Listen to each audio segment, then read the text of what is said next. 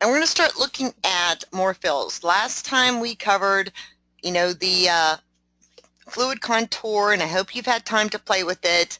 And this week, we've kind of gone through some of the different fills. So I'm going to start moving into the lines. We've covered complex and satin, and I believe we covered arc, but I'll cover that a little bit more here. We're not going to have a long webinar. These are just intended to be basically one or two techniques. If you do have a question, locate the question box, and I'll try to answer all of those. But I'm going to kind of answer them in a structured fashion. So if you don't get an answer right away, just wait. When I kind of pause, I'll look at the questions, and then we can, take a look at those. All right, so we're going to go ahead and get started. Last time we covered fluid contour. So, I do want to look at a couple of other things. Those of you who have version 2.0, the default setting for your stitches is going to be default. And if you change those, some of these fill types are going to change based on the best settings for that particular fabric. So bear that in mind. Okay, so I'm going to start with the default for those of you who don't have 2.0, and I'll show you what happens when I do, make those changes. So I'm going to go ahead and just start with the circle. And, I left it on auto judge. Although I could have changed it there, but this is just my auto judge circle. So now I'm going to go ahead and I want to change it to arc fill. I'm going to let you take a look at what the arc fill looks like when, it's just by default. And you can see there's the default setting on the arc fill. And we're going to talk about some of these settings here. This is the point which creates the arc. All of the stitches are going to arc around this. And why this is kind of a nice way to do this is, if any of you have used other systems, they usually have you try to arc your own line. And the problem is that you have to be careful where you move those arcs to, or those lines to, or it just snaps right back to the default setting. With this, all you have to do is mouse over this little pink dot with, the blue outline, and just wait till you get the four-way arrow. Left click and hold that left click or that left mouse button down and go ahead and drag it into a different position.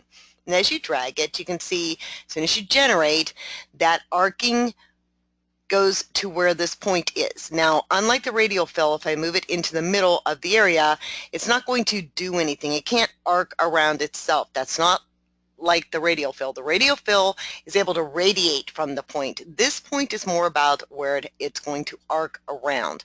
So it has to be outside of the outline of the area. And if I put it very close here and I generate, then what I get is more arcing. You can see, let me kind of zoom in a little bit here. See the arcing as I move this point further away, I have less arc. The closer I get to the outline, the more it's arcing around that point. Okay, now these are with the default settings. I'm going to show you some of my favorite settings, and then we're going to look at what happens when we use some of these fabric settings, because if you don't like the fabric settings, you need to know how to change these. So let's start with changing some of the settings, and some of the settings in the arc fill to start. I'm going to go into my properties, and if you remember, to get to your stitch properties, there are 4 ways.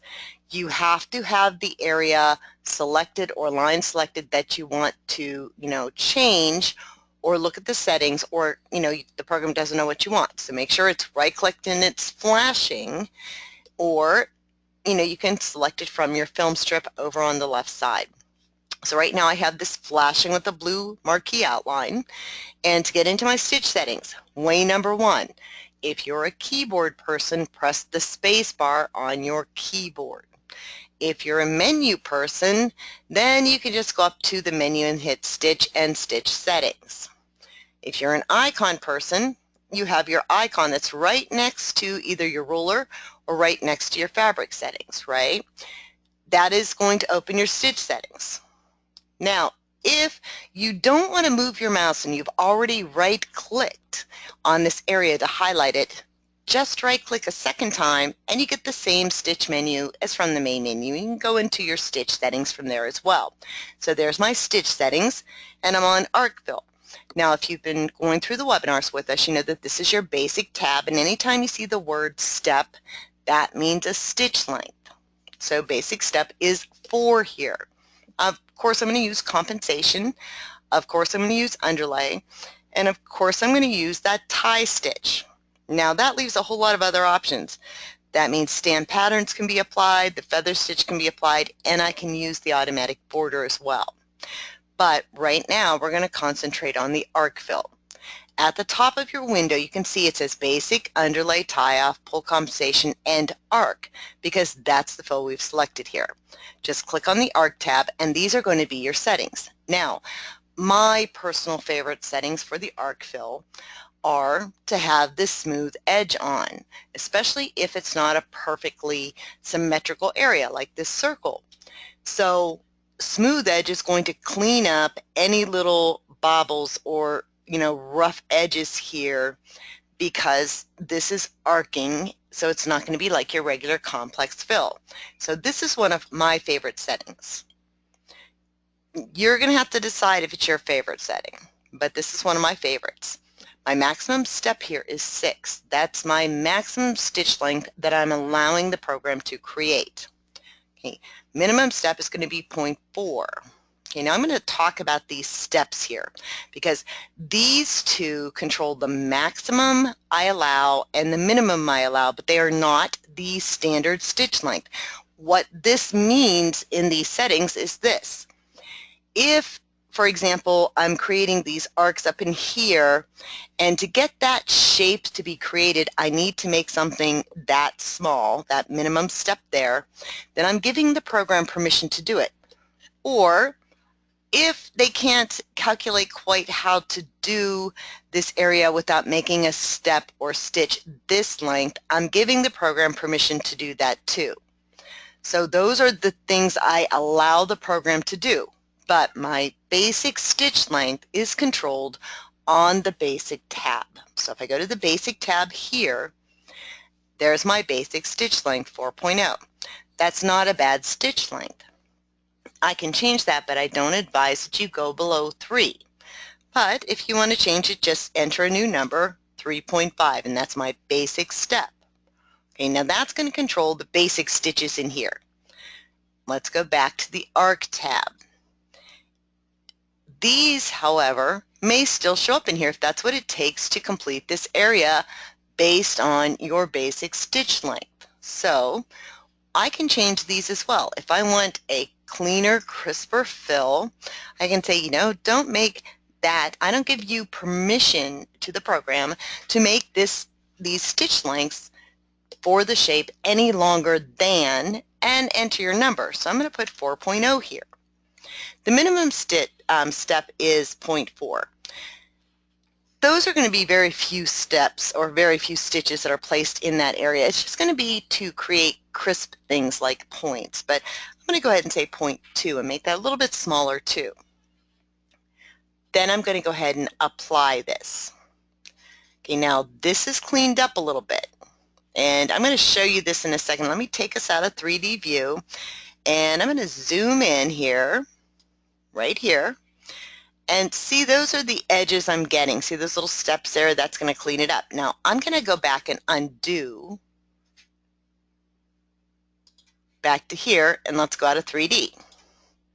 Okay, these are the edges I'm getting without putting that smooth edge on. Okay, so let me go ahead and I'm going to go forward. And let's go to 3D. And there we're back, and let's go ahead and generate.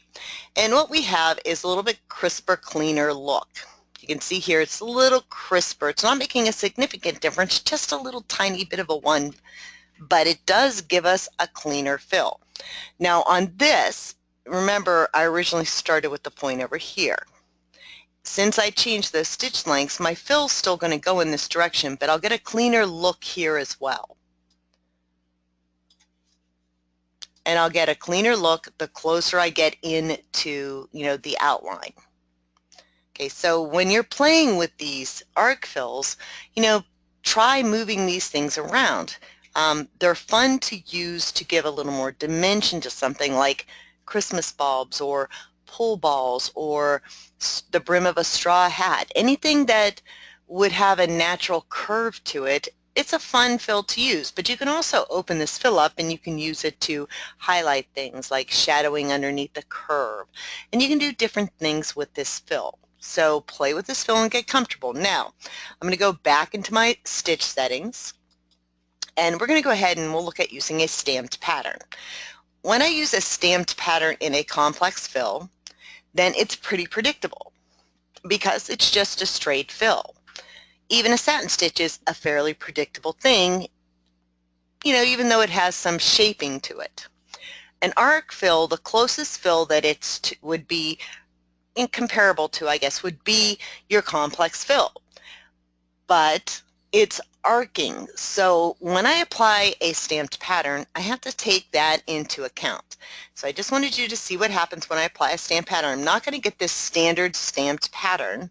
So when I look at this preview, it's not necessarily going to be fairly accurate. And so that we can really see what's going on, I'm going to make this pattern, we'll make it a little bit bigger. Let's go ahead and make it 15, and then I'm going to go ahead and space this 15 so that they don't overlap. And I'm going to space the columns 15 so that those don't overlap as well, and we can get the full extent of the pattern. Okay, so now you can see the pattern. Here's my preview, what it should look like based on a complex fill. I'm going to have some long stringy satin in here, and just for dramatic effect, I'm going to go ahead and allow that to you know, stitch that satin. Okay, so let's say okay, and I'm just going to say okay here, and you can see the pattern. As I move this arc, or this point to arc, the pattern will change. But you can see what's going on with the pattern. There's an arcing to the pattern. It's not going to be straight across where I'm going to have a crisscross thing like on a complex fill. Okay, see what's happening? You can get some very interesting effects with this. I'm going to go back into my settings. And the other thing that's on the basic tab is a feathered edge. The feathered edge for B, I believe, is going to be on this side, but you might have to say, well, let's see what happens if I enable A, and we'll make this dramatic, and apply it. Okay, so there's A. That means that B will be down here. Arc fills don't follow the standard rules for these feather stitches because they're arcing and curving around this point. So if you go to apply the feathered edge, you're going to want to check where A is and where B is. In worst case, you just come in here and say, you know, I really wanted that to be on B. And if you want a pattern, then you know what pattern it's going to be. And I'm going to go ahead and make that very dramatic, and it's going to come down here. And if you want to control that, you will need to move your point. You can see what happens if I go up or down, then I can control that point. All right, so I'm going to go ahead and pause for a second and see if you guys have any questions on the arc fill.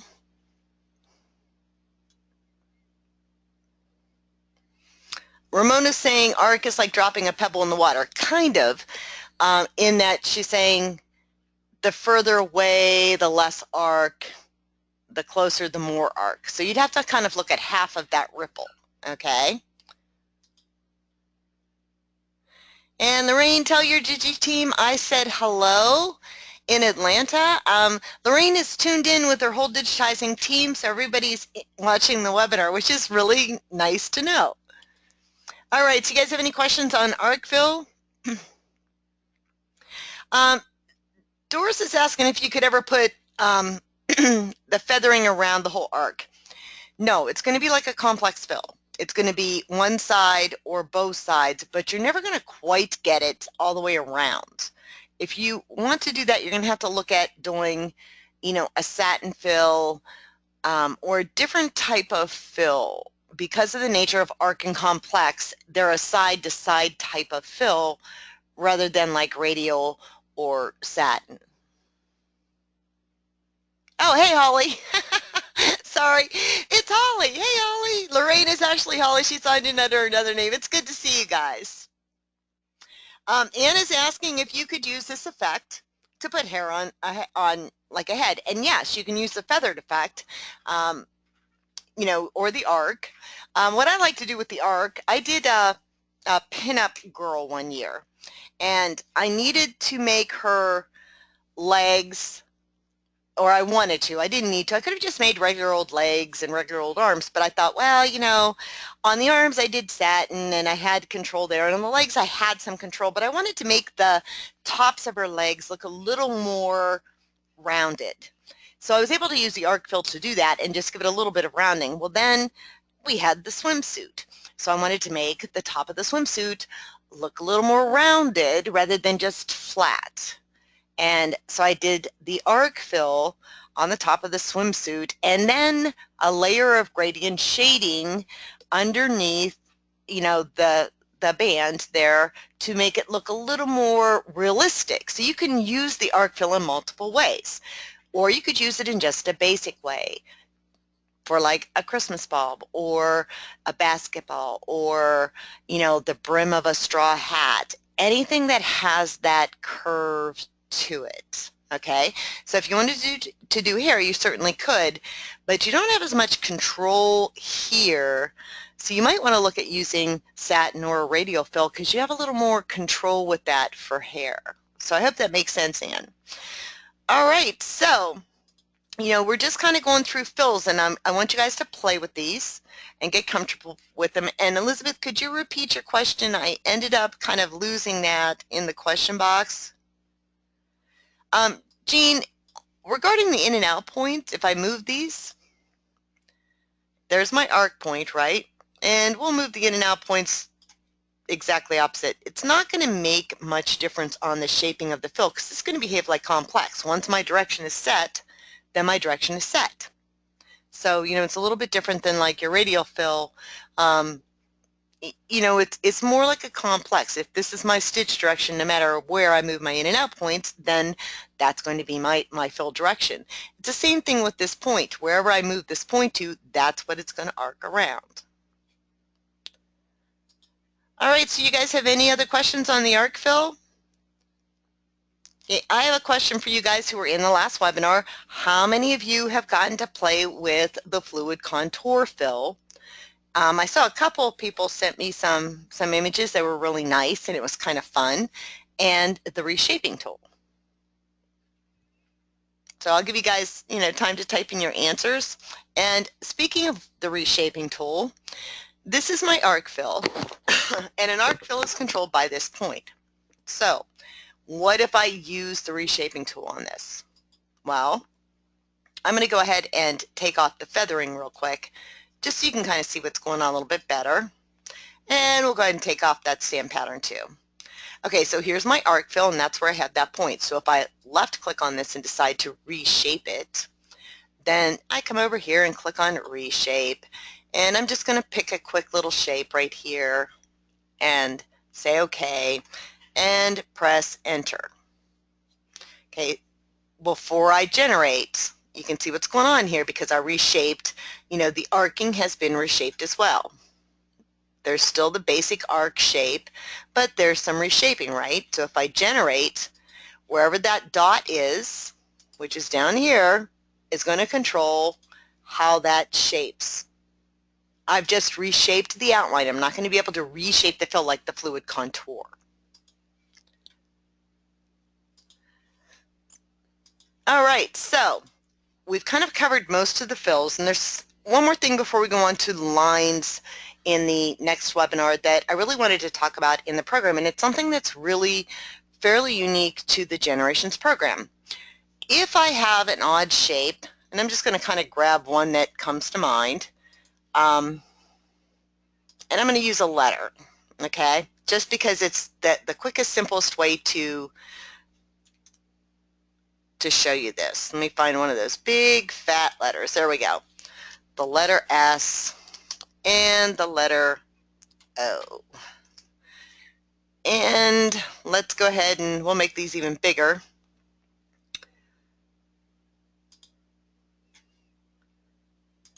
All right, so when I create these letters, they're in satin because they're in lettering, but in the program, if you would happen to, make a shape that is similar to this in any program, and you decide, well, you know, really, I'd like that to be satin rather than complex. Or if you auto-generate a design that has curves in it and they're large, it's going to turn them into a complex fill for you, because that's, you know, how the program works. How wide is this? Well, what if you really want the flow of these shapes? Now on letters, you're going to get the satin anyway, so I want you to kind of think outside of the box for a second. Think about an image that has something curved in it, and it comes in as a complex because it's large, and you would like it to be a satin.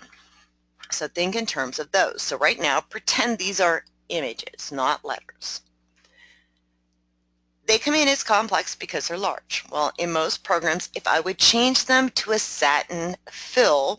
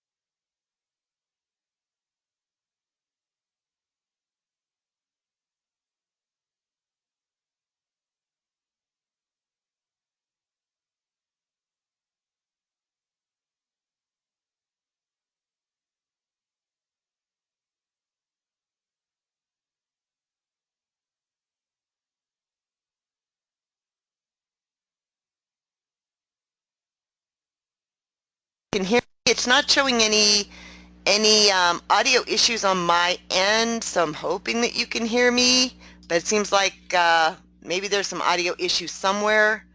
Can you guys hear me okay?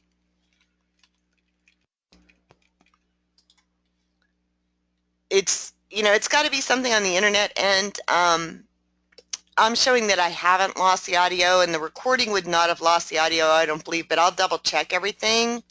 So I do apologize. Sometimes the internet, you just can't control what happens. So I'm hoping you guys can hear me. Okay, it's got to be something on the internet end, so I do apologize. That will be, on the recording, or it should be. So hopefully you guys didn't lose too much audio. And it looks like it's back in anyway. But I do want to ask if you guys had any questions. We're going to go ahead and kind of stop. And Janet Mims brought up that Hurricane Matthew's kind of flying around. So, yeah, it might be some of it. But it should be, it should be on the recording. And I'll try to get that recording posted pretty quick. So do you guys have any questions on arc fill? But I think where we got lost was when I said that the satin fill, instead of stringing it across like other programs do, it actually converts that area correctly. So if you want to play with these different things and see what happens, you can bounce back and forth between the different fill types and they'll convert correctly. But practice with these different techniques that we're doing. And for those of you who are just joining us, go ahead and go back to the Generations website and under support, and then Generations Technique webinars, and we kind of start from bad images or good images and bad images, and we do a bunch of different techniques, including editing techniques, and we're trying to keep it to just one or two things so that you guys have time to practice this and get comfortable, because the more comfortable you are, the more likely you are to remember to use it as you're making a design. Fran, I just wanted to show, Fran's asking why I took the long stitch out. I just wanted to show the smoothness in the satin rather than, having that stitch break, okay? So it just was so you guys could see what was going on. All right, everybody, if you guys have any questions on the arc fill or anything we've covered, then I will see you, I believe, in a couple of weeks.